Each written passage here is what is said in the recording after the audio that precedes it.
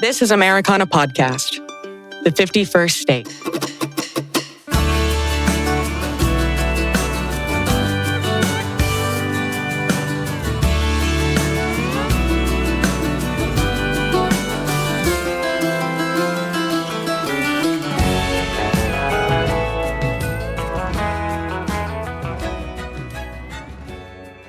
Hello and welcome to Americana Podcast, the 51st state.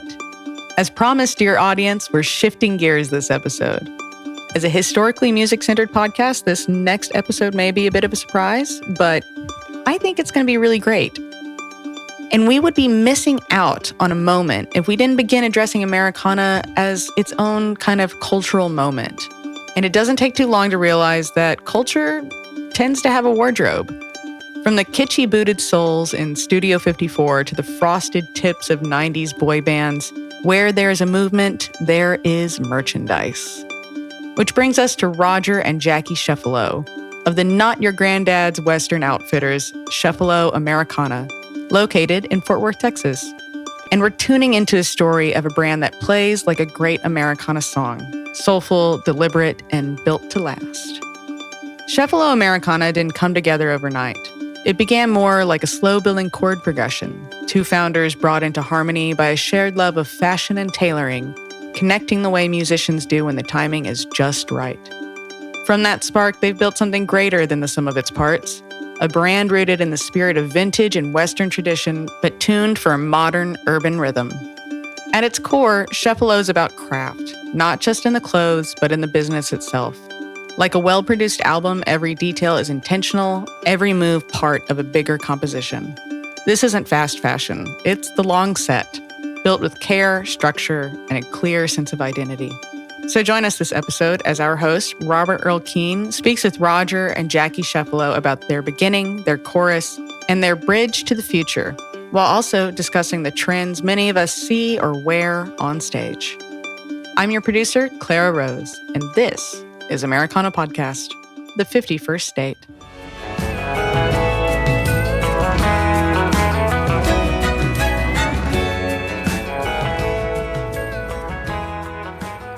Hi everyone, I'm Robert Earl Keene, and we're in Fort Worth, Texas, talking to Rodger and Jackie Chieffalo and Chieffalo Americana. That got the right word going there, don't you? You did it all. Yeah. Americana Podcast. Just rolled off your tongue. Yeah.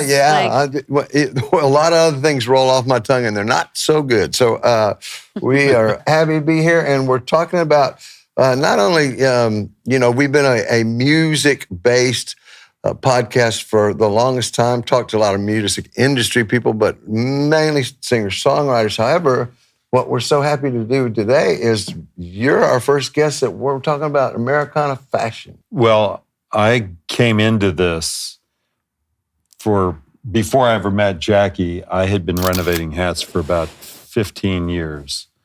And not me renovating, but buying old vintage hats and then having hat makers renovate them for me. So I'd been doing that for a long time, and I'd gotten into rebuilding vintage buckles. I love French cuff shirts, so I was creating, cufflinks from old jewelry. I've always had a tailor. I always loved having tailored clothes. So I came to this kind of from a different perspective. From a high level. Yeah, very high. I took low stuff and made it high. Yeah. Well, the thing, what we found out, like specifically talking to musicians, but some artists as well. I mean, we find that a lot of the passion muse or bug hits you about the age of 14. Would that apply at all? No, I didn't know about that. No, well, I made it up. That sounds about right, though. I'm a big numbers guy, and I find out, that 14 is when people really get interested in music. A lot of times musicians that start playing about 14 years old. Okay. Yeah, so that's somewhere. I would say somewhere in that time period, I started playing around with fashion and clothing and tailoring clothes and used my dad's tailor to do stuff for me. And And you are from Philadelphia. Philadelphia, right? Oh, got some really good friends in Philadelphia. From Philadelphia. Yep. They own a ranch down in South Texas, and well, the Clayburghs had a place up outside of Philadelphia. Oh yeah, Helen Groves. You're talking about not a ranch, a state. Yeah, You know, I mean, the King Ranch down there. For those who don't know, the Clayburghs joined with the Kings, and actually the Clayburghs are kind of the ones. Caesar Clayburgh is the big environmentalist down there. And all, Yep. You know, so then you met what and when? So when did this? Basically, when did this come together? About 20 years ago, I started finding hats, having them renovated. I was giving them away to friends, family, real estate clients of mine. And it kind of evolved, and I started doing the cufflinks and the belt buckles. But about 9 years ago, we connected on Instagram. We were not a dating site. We didn't do dating sites, but we connected because Jackie, which she has not mentioned to anybody yet, she was designing handbags. Beautiful, beautiful handbags. And she was making handbags for women in Malibu, kind of everyday bags. And she wanted to make a beach hat. And somehow or another, she saw me on Instagram, or I saw her on Instagram. And we started talking about hats, and one thing led to another. And he gave me his phone number in the comments. Not DM in the comments. Way to go. Yeah, I know. Yeah. People were like, what? well, that's how I was not very aware. Well, you can't get very far if you don't get a phone number, right? That's true, right. yeah. So That's a great point. we started off as like kind of kindred, like Modern day pen pals. Pen pals. Yeah, it was 5 months of just talking every day, and what are you working on? What are you working on? And then it sort of graduated to, our love for things made in America. So what, you're about to cut me off? Well, that's what you do. You'll love this. I know, this marriage, I know. One of Jackie's first trips to Texas. Oh yeah, I'd never She been to got Texas. to meet Joe Ely Oh, wow. True. and Bob Wade. Wow. Yeah. No kidding. Within, I'd never been to within Texas a few hours before. of each other. Yeah. Those two guys. Let me guess. That was in Austin, or that was up here? It was in Austin. Really? It was in Austin. Well, yeah, I flew here, and he said, "How'd you like to go drive with me down to Austin and meet Joe Ely?" Well, we were okay. actually I was dropping hats off around Texas on a weekend, the hats that we had renovated for people. Right. And I said, how would you like to waltz around Texas? Nice. Oh, so And romantic. we ultimately, we were in West Texas. We were out in San Angelo. We were in Fredericksburg. We were in Austin, and then San Antonio. Yeah. But we were in Austin and went to deliver a couple hats to Joe, which is when we discovered this sign was sitting in his Caravan pasture. of Dreams, man. Yeah. I traded him 2 hats for a Caravan of Dreams sign. No kidding. Yeah. Did that sign right there, or do you have that sign made? No, already? that sign was in his pasture. No kidding. Yeah. Sitting in three parts. pieces. The dude was a sign crazy guy. He used to buy signs off of guys, that had signs out on the freeway going, I need help. Really? Oh yeah. That was the whole Joe's kind of thing. It was like, hey man, what do you take for the sign? They go, well, no, we just want, Yes. he says, I'll give you more than you're going to make the rest of the day. And they'd go, okay. And so Really? he had a whole collection of signs that he got from guys that are panhandling off freeway sides, That's so That's cool. that's Yeah. incredible. I didn't know that. I have another question though about Joe. Joe is still very proud of his hair and his hairline. So I haven't seen him wear too many hats very often. That's not. Yeah. Oh, well. Well, he wore these. Yeah. And Black, one's I think. one's One's black black. and one's dark brown. Yeah. And the black one, and the brown one was a 3.5 inch. I think they're both 3.5 inch hats, but one was black, one was brown. Yeah. Oh man. Yeah. Well, and for those of you who don't know Joe Ely really definitely the king of alt country or alt rock, even. Right. Yes. Opened up for the Clash for a couple of years I don't think I knew that. in London, and stuff like that. So That there's I some didn't know. Great big stories, and I was in a play in Philadelphia with Joe, play that was written by Terry Allen and Joe You know- Harvey Allen.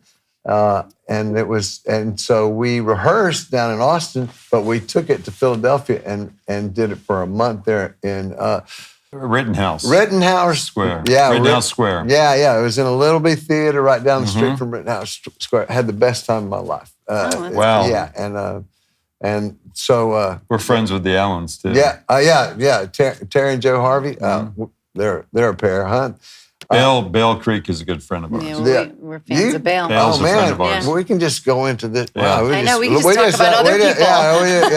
Yeah. No kidding. We can talk about other people all day. But let's talk about how you've taken your fashion and expanded it to the world here. I mean, this is a beautiful store here, but you also have another store down the road. And, I've found a lot of people who wear your stuff, and I think in the world of especially in the music world of Americana, people are more and more somewhat attracted to that style instead of the old nudie kind of look, and the fair and young wearing all of the fringe and everything, or the Manuel kind of stuff.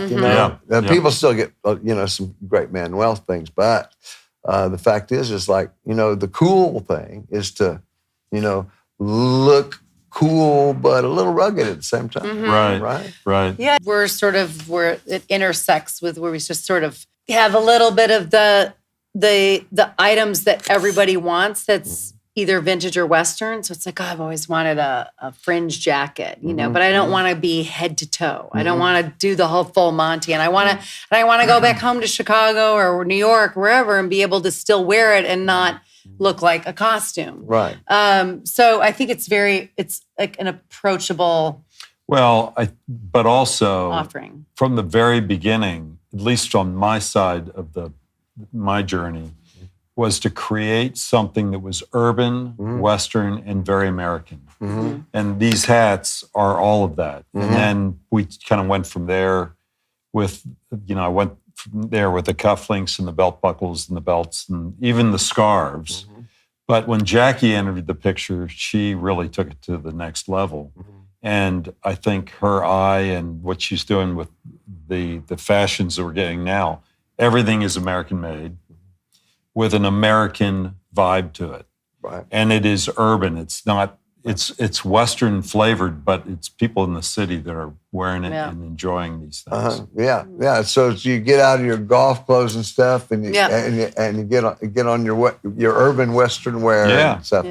Yeah. And even if and I think the stuff that we have is, you can mix it with anything else, and it has, someone's looking at it and it has kind of a Western flavor to it, but it's not necessarily yee-haw cowboy or cowgirl. Yeah. Sure. Well, one of our family friends is Clint Orms. And, and Clint, as you well know, is a world-class silversmith. And, over the years, I watched Clint go from just, the kind of the full-blown big old buckle to some of the Ranger buckles, down to the Ranger buckles that just, you wouldn't even notice that they don't scream Western at all. Right. But they have every bit of that Western feel and look to it. Right. Yeah, those are, So. And I think that we've kind of discovered and made that same kind of journey with our buckles. In the beginning, I was buying big trophy buckles, and now I got a whole drawer full of them. Those are for standing. And now what we're doing is basically these little buckles. That men can wear these under a suit because they're small enough. And now we interface with customers every day, so we hear what people ask for. Right. And I can see why Clint is going that direction. People want fine things. They want one-of-a-kind objects, and they want it to be able to fit into what they're wearing and what their style is. Right. So tell me about how you come about these really cool boots that I'm wearing right here. Our Dee Dee shout out. Over the years, I'm in the real estate business. Okay, yeah. And I build shopping centers, and in Fort Worth, I have probably been the biggest developer or redeveloper of all the old properties along Camp Bowie and the stuff down on West 7th. And probably about, in the year 2000, I bought some warehouses down off of West 7th and turned them into retail and restaurants and whatnot. In the course of all that, I started looking for stores to bring to Fort Worth that had a Western vibe, but that were new to Fort Worth. And one of those stores was Heritage Boot in Austin. And ended up making friends with the guy that started the store. His name was Jerry Ryan. Over the years, he would advise me about who to buy boots from and what was good and what wasn't. And he became kind of my boot guru. Well, after we opened this store, we didn't really want to jump both feet into the boot business, but we felt like we needed some boots. And I went to Jerry, and he sent us to this bootmaker. His name's Tommaso Arditi, and he's in El Paso, and he still makes boots in the USA. And we wanted something that was made in Texas, not made in Mexico. Right. And so we sat down with him and started designing boots. Now, this is the only design we've done for the men's boot. We're getting ready to do a couple of other styles. Yeah, can we look at these? I know. I mean, these are fantastic. They're fantastic. You looks like you're wearing them well. I personally love this toe on this one. Yeah, it's me like, too. It's not like one of those really blocky ones, but it's not a roach. It's elegant. Yeah. So we've probably sold 10 times as many women's boots. And the women's boots we've been doing are more of an ankle boot, but it's that same kind of style. And, we've been tiptoeing into the boot business. And I think at this point, we understand it more. Right. And when you're buying boots, you have to know what sizes to buy and how many, and you can spend a lot of money really fast. Like like a test market kind of thing? Yeah, keeping inventory. So I'll give you my address later. You can just send the ones that are working. We know your size. Yeah, and you know my size. Yeah, we know your size. Yeah. Absolutely. So that's how we got into the boot business. Yeah. I would not say that we're deep in the boot business, right? But the boots we have are boots that no one else carries. So, for example, our women's boots are an ankle boot, zip up side ankle boot. Sure. We have pop-ups for other boot companies in our stores all the time, and nobody makes those boots but us. Okay. Yeah. Now, Heritage makes those boots, and who else? There's a couple of other boot companies make those. You mean a booty? Yeah. So Tommaso who? Tommaso Arditi. I'm going to get that as an AKA. Yep. We'll give you his name. Yeah. No, I'm kidding. He does custom boots. Love the name, yeah. He does custom boots, and he's been around a long time. Yeah. And so, but like anything else, we kind of tiptoe into things. And once we get our footing, we expand and grow. And like the hats, right. The hats are big for us. The buckles, the women's clothing, we've gotten deep into. So what else are you moving towards right now? Well, on the men's side, by having these stores, we've come to the realization that, now keep in mind, we follow and we study trends. So what we're seeing is that young men need some guidance in terms of buying clothes and wearing clothes. And so what we're now going to do is we're going to get into the men's clothing business deeper. And the first item we're going to carry beyond the jeans and the Western shirts that we carry are dress shirts. A simple white dress shirt, a simple light blue dress shirt, probably French cuffs, because that'll enable us to sell cufflinks. Well, French cuffs, if you can handle getting them, put them on, or get somebody to put them for you. Yeah. I love that scene in that one movie where the guy's just holding it out to his wife, and it's just like, I'm like, that's what I need. Your personal. Because otherwise, it's like. And ironically, the guy that gave me my first hat, he was an old Texas banker and politician and rancher. He would wear his old white dress shirts with khakis out on his ranch with his Shady Oak hat and cufflinks. Nice. French cuff, everything he had was French cuff shirts. And I thought, wow, that's kind of an interesting look. But it was kind of, you don't see ranchers dressed like that. No. But so we're getting ready to launch these dress shirts. We're getting ready to go have a blue blazer made. We're going to do khakis, and that'll be round one. And then every year we want to add a new sport coat.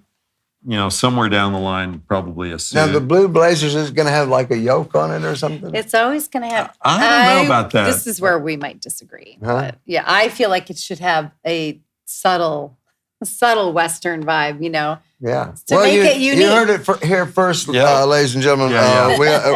You can go ahead and start sending in your ideas now about the yoke, no yoke of the blue blazer. That's what we're talking about. I mean, so that's one direction we're going out. in. Yeah. I would say the other thing that we're heading into, we're already started, is buying housewares. Americana, since we're on the subject. Yeah. Old American flavored, house accessories, lamps, What about those decorative, they are real plates, but, they're like... they're like the ranch plates? They're like Remington deals. Yes. We have some of those. That's something we would want to carry. Yeah, those are very, very cool. But we have right now, we've got napkin rings, we've got salt and pepper shakers, we got all that kind of stuff that's cowboy boots, cowboy hats, saddles, that kind of thing. Yeah, man, you're kind of covering, aren't you? We're building our belt business. We're building the women's clothing we're expanding on, and that already has a life of its own. Yeah. Do you make trips out when you go out? I mean, as far as looking for fashion, other than, you're talking about researching all the time stuff. You ever make some trips, to say, I don't know, Southern California, some of that, Nashville, Tennessee. Yeah.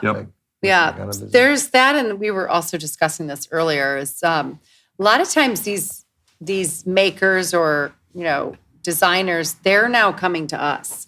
I mean, I think we've done a good job of putting it out there that that's what we're interested in finding. And so we've been blessed with submissions, where people, I make this, and, so that's been great because now it's just about curating and editing. So, and when we go out, it's important for us to go out and have conversations. And I just met some great potential vendors in Round Top. We were there for a week for an event, and we're going out to California tomorrow. And so there's always that opportunity to meet people and make those connections, and ask them what they do and what do they make. And, oh, I like that. Oh, I make it. Oh, okay. So I have one more question about clothing here, and then I'd like to move on to just talking about Americana in general, if you wouldn't mind. But this is my own trending observation, and I think this is interesting. In the music business, the young men are going with the open road. That's pretty much the standard look. I mean, you see a lot of open roads out there. Some of the bigger cowboy-oriented, rodeo-oriented acts, artists like John Pardee or Cody Johnson or something, they go with the more of the what you would see typically Western Wyoming kind of thing with big, 4.5-inch brims, that kind of sort of stuff. But in general, the open road is what I would consider more of an Americana look. You know what I'm saying? However, I've noticed that the women are going with the big 4-inch brims, 4.25-inch brims these days, even in Americana, not just country. You go out there, and I'm wondering, what's driving that? What act, or do you know any acts particularly females that are got the big hat? Well, would it be like Lainey Wilson, maybe? Yeah. Like Lainey. Well, I think most women look good in a big hat. Yes. I would say women are more aggressive in terms of their fashion than men would be. Yes. Men are much more conservative. Right. And I think they're trying everything. We sell as many short brim hats to women as we do men. Do you, right? Yeah. And there was a period of time, me selling these hats, that 75-80% of my hats were going to women. Okay. And women have a better sense of style in wearing a hat.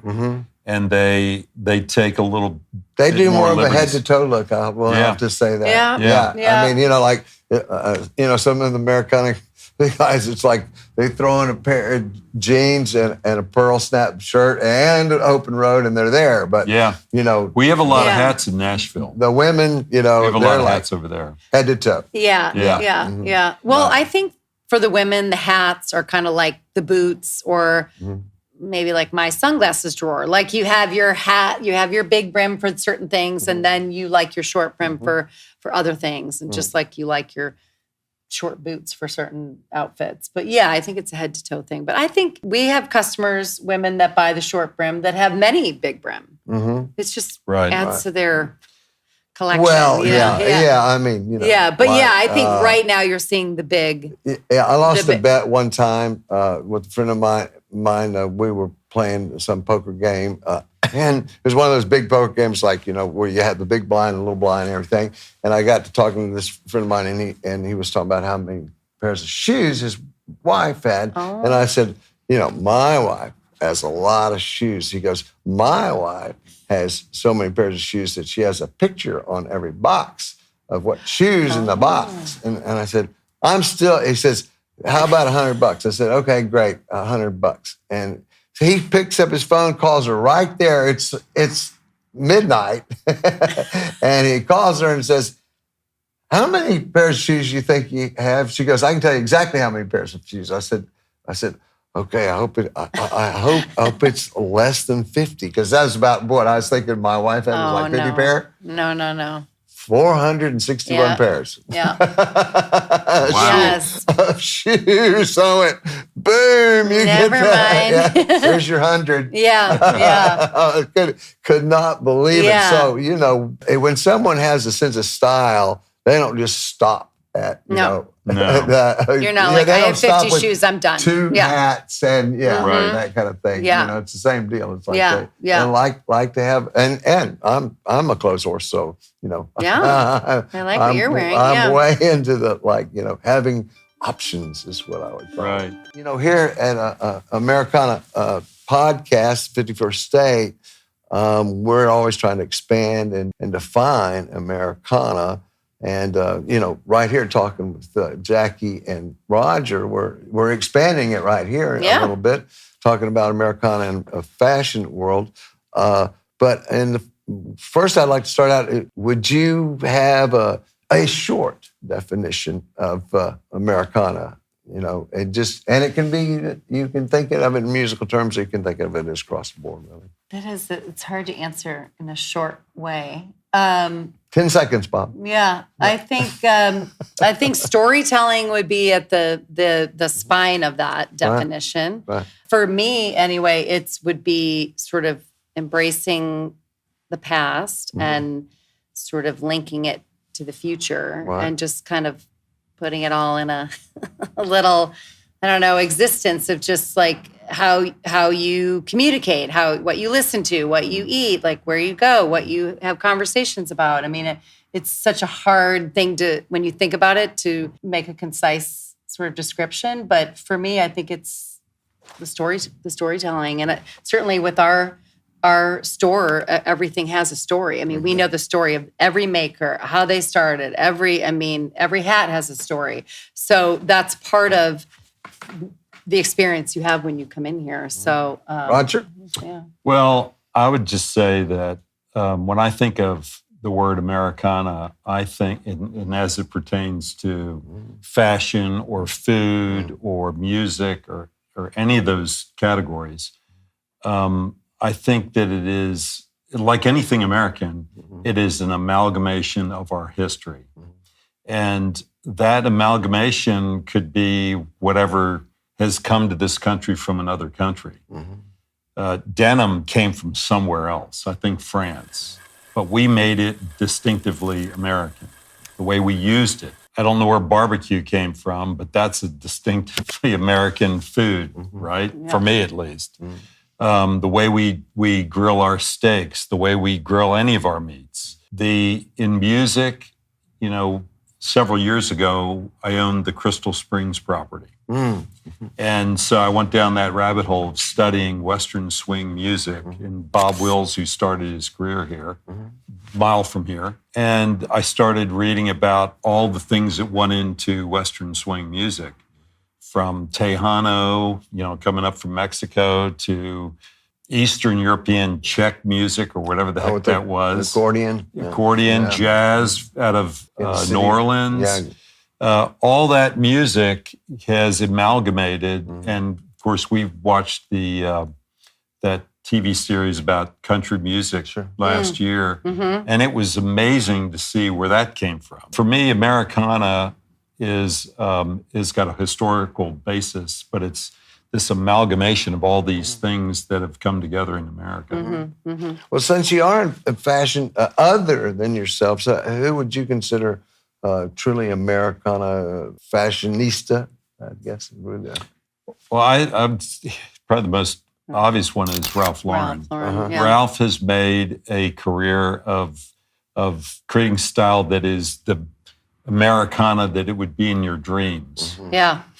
He's perfected all the elements that have come about in American fashion and fine-tuned them into a brand that people all over the world want. I have a brother that lives in Tokyo, and so I'm constantly getting, texts and DMs on Instagram from him, and it's amazing how the Japanese love anything American. Of course, that happens, the American fashion is big in Europe, it's big everywhere.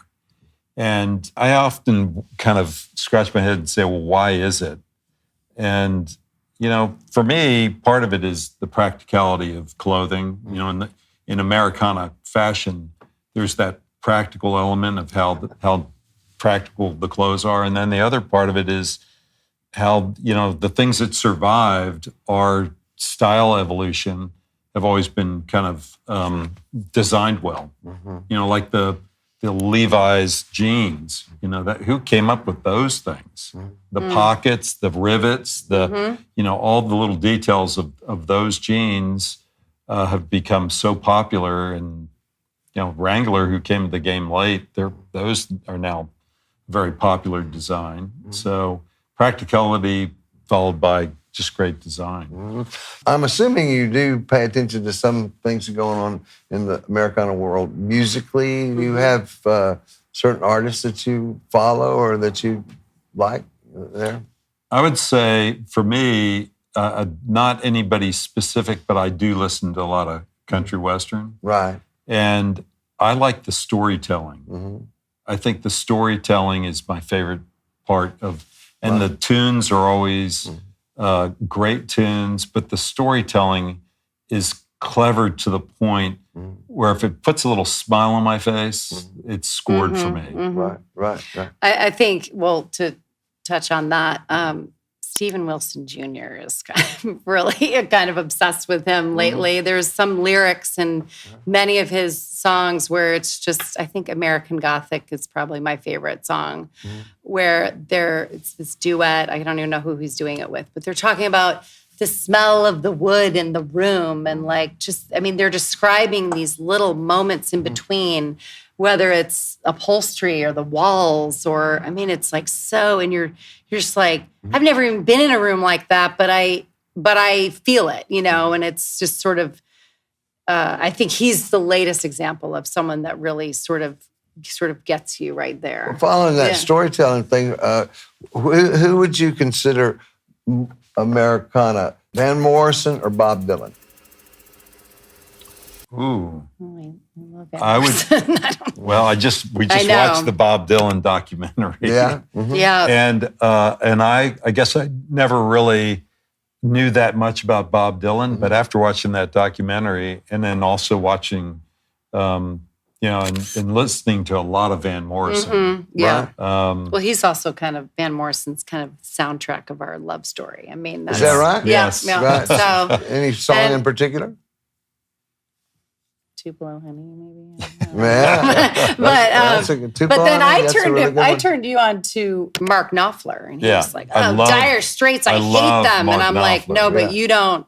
Right. You don't know Mark Knopfler. Well, Mark Knopfler's, Even though he's especially not American, go back to Sultans of Swing is a great storyline. Yeah. Yeah. And especially it's one that it created a storyline almost out of nothing, just putting the band together on stage, right. which was really very, very Is that cool. right? Yeah, well, that's very, I mean, just listen to how it's all put together. It's just like, here's this guy. It's like almost how I introduced my band, Yeah. Here's this guy. Yeah, and here's on this this, guy. Here's this guy. yeah. Okay, now we're going to play a song. Yeah. Now we're going to play this incredible lead that takes like 400 hours to figure out, even if you watch it on YouTube. Yes, right. It's insane, So in the world of, let's say female singers, would you say Judy Collins or Loretta Lynn? I think Loretta Lynn for I me. would say. Yeah. For me too. Yeah. She's a real storyteller. Yeah. Oh yeah. She's fantastic. No doubt. I mean, really, Judy Collins. One of the best. Do we answer the Bob Dylan and the Van Morrison? I would say for me, obviously it's Van Morrison. I'd say Van Morrison. Yeah. Just because it's a little, but again, it's like it's personal because it's like the soundtrack of the beginning of our love story. Right. Yeah. Right. Yeah. No, when I listen to Van Morrison, I think of her. No. Okay. Yeah. Great. Well, He's she's imprinted. So much prettier than Van Morrison. Sorry, Van. I don't know. I'm sure he's fine with that. I hate to even make that comparison whatsoever. Yeah, right. But musically, Yeah. Right. The music is as beautiful as your wife is. It's fantastic. This is Rodger and Jackie Chieffalo, and we're talking about Chieffalo Americana. We're here talking about the influence that the Chieffalos even have on Americana look. And as always, we're talking a little bit about Americana music, which is what we've started with for the last 5 years. We're on our 6th year, by the way. Really? Wow. Americana Podcast, the 51st state. And like I said earlier, we have been focusing on singer-songwriters for the longest time, but we are so glad to have you, and we're the beginning. We're the beginning of the expansion. Yeah. So we're honored. We're honored. Yeah. We're always saying, we want to define and expand Americana. So we're expanding into the fashion world with Jackie and Rodger here today in Fort Worth, Texas, and right there, Caravan of Dreams. I would like to talk about the Caravan of Dreams for a minute. I played there. I played there with Joe Ely a few times. I played there with my friend Lyle Lovett a number of times, and I want to say it was a venue like no other. The great jazz musician Ornette Coleman came out of the Caravan of Dreams, which is just right downtown in Fort Worth when it existed, and it was so different. I think of it as if David Lynch built a music venue, that would be his thing. Because I mean, it had this sort of thing, like you mentioned, Mark Knopfler and the Sultans of Swing. I mean, it had this sort of Sultan vibe with those big curtains, or what do they call those things anyway, that just hung from the ceiling and weird, like big balloons that were falling apart or something, or what's left of a parachute when it's still just hanging, It's like all this parachute. And I mean, I never went there or played there without having like almost a totally surreal experience. And there were no drugs involved. It was just surreal, Was the sound to you, was the sound better there than anywhere else? It was great focus. sound. One of the things was about that parachute thing that was going on. It really worked for acoustic, and there was a certain ability to pull the sound all together in there. And I think for the audience, it was some of the best sound you could probably get, That's what I felt. And it wasn't a giant place, so I think they ran about maybe 400 people in there on a big night or something like that. Right. So that's nice and intimate, though. I mean, it was. Yeah. It was pretty intimate. It was tight. Basically, cool. It was a great thing. And I mean, of course, really, if you don't know Ornette Coleman, I mean, world famous. Some world famous musicians, Fort Worth. Like you talked to Chloe Grace about Van Cliburn and stuff, but Ornette Coleman, just as famous in jazz, or more famous in jazz circles for sure. I mean, it just was something else, let me say, I love Fort Worth. I think it's my favorite city in the state of Texas, and it's a really great city, even comparatively, in the United States as far as that. We appreciate talk about that. Yeah. And still, lots of musicians living here, moving here, and always enjoy it. And there was a point in time that Fort Worth was the music capital of Texas. Yeah, I believe it. From probably the turn of the century to, I would say, the beginning of the 60s. Right. And then somewhere in the 60s, it moved to Austin. Went to Austin, and the whole thing went to hell. But here's the thing. Austin has gotten so difficult for musicians to live there. Oh, yeah. That a lot of them are migrating up here. Yeah.